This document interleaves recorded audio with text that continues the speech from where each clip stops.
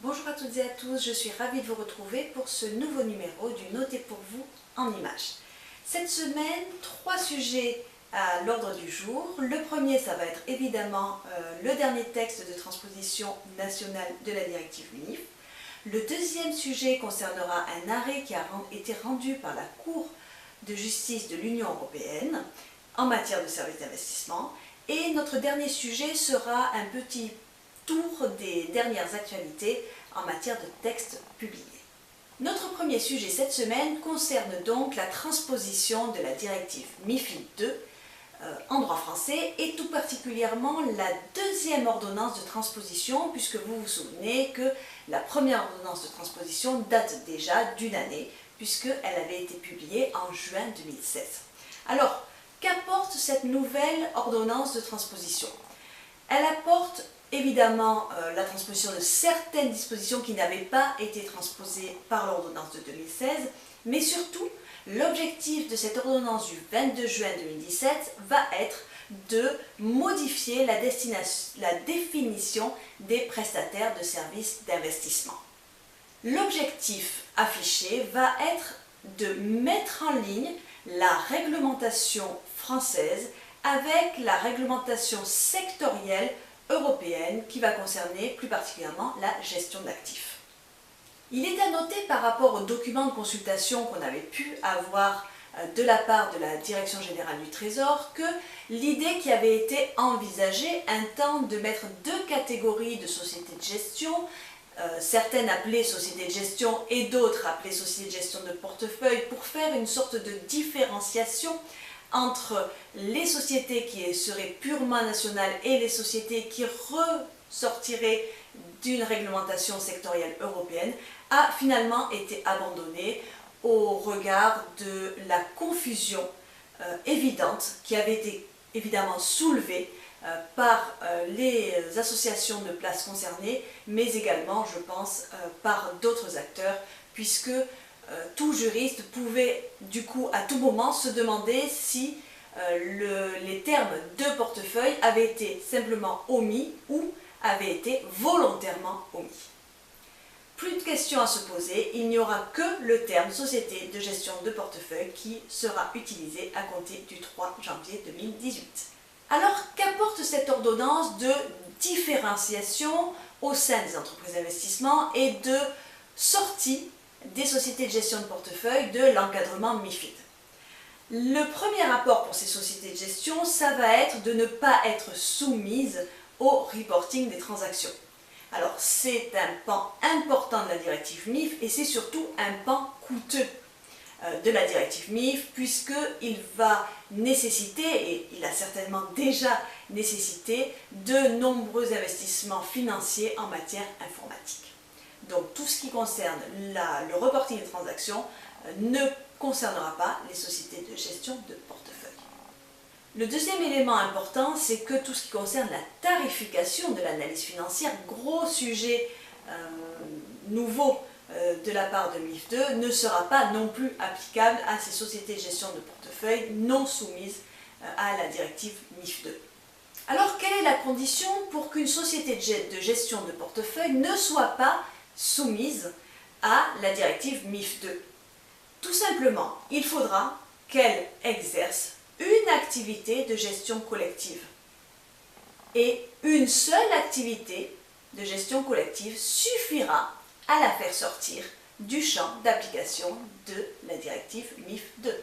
Néanmoins, l'ensemble des activités qui sont exercées au titre de la gestion pour compte de tiers seront soumises quand même aux dispositions de la directive MIF, mais aux dispositions qui sont liées à la gouvernance des produits.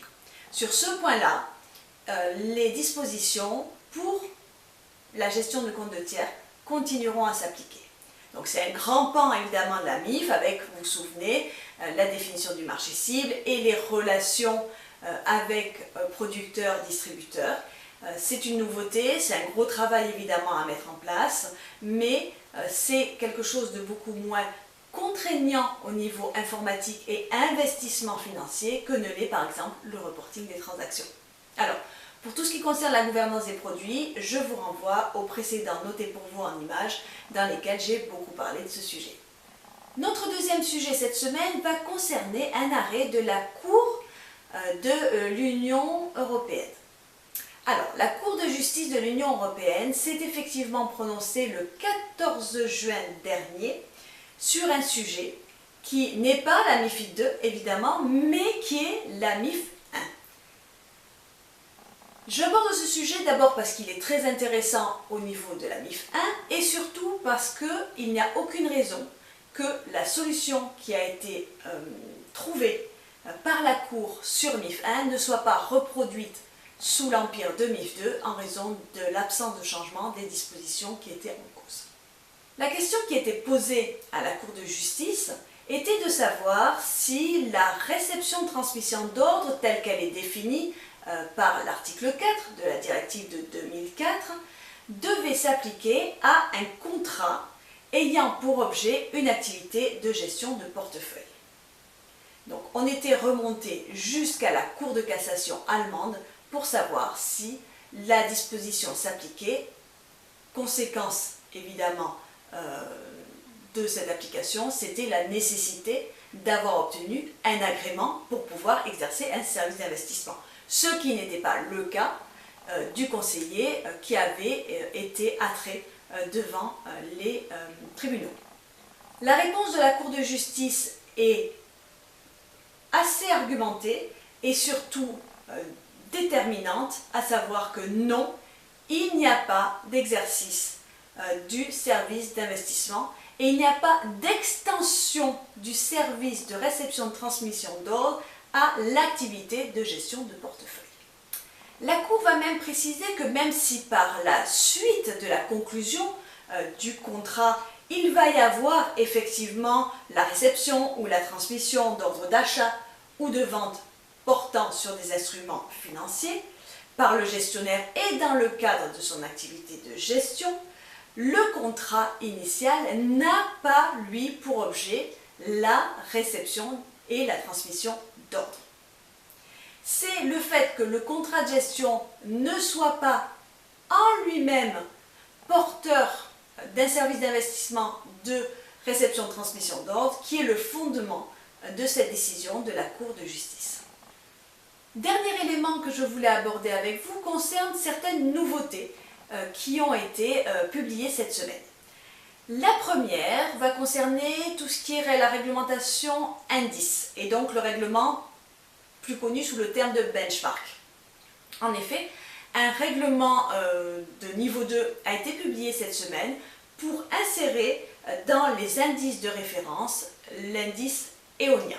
Donc pour tout ce qui est à court terme, désormais, l'indice EONIA va faire partie de ces indices de référence. Le deuxième point va concerner un communiqué de l'autorité des marchés financiers cette semaine concernant les taux négatifs. Sur ce point, l'autorité a tenu à préciser aux émetteurs que dans le cas où le prospectus qui leur est transmis ne comprendrait aucune information sur la possibilité d'appliquer un taux négatif ou un taux plancher, à ce moment-là, il y aurait de la part de l'AMF une demande faite à l'émetteur d'indiquer expressément dans le prospectus s'il entend, en fonction d'un indice ou pas, appliquer soit un plancher contractuel à 0%, soit éventuellement un taux négatif. L'AMF souhaite ainsi que les investisseurs soient parfaitement informés et qu'un focus soit fait sur cette possibilité d'un taux plancher à 0% ou d'application d'un taux négatif éventuel. Voilà pour les quelques éléments que je souhaitais partager avec vous cette semaine. J'espère qu'ils vous ont intéressé.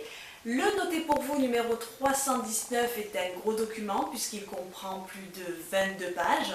Donc n'hésitez pas à vous y référer pour tout ce qui s'est passé sur tous les autres sujets cette semaine. Je vous souhaite de passer un excellent week-end et à très bientôt. Au revoir.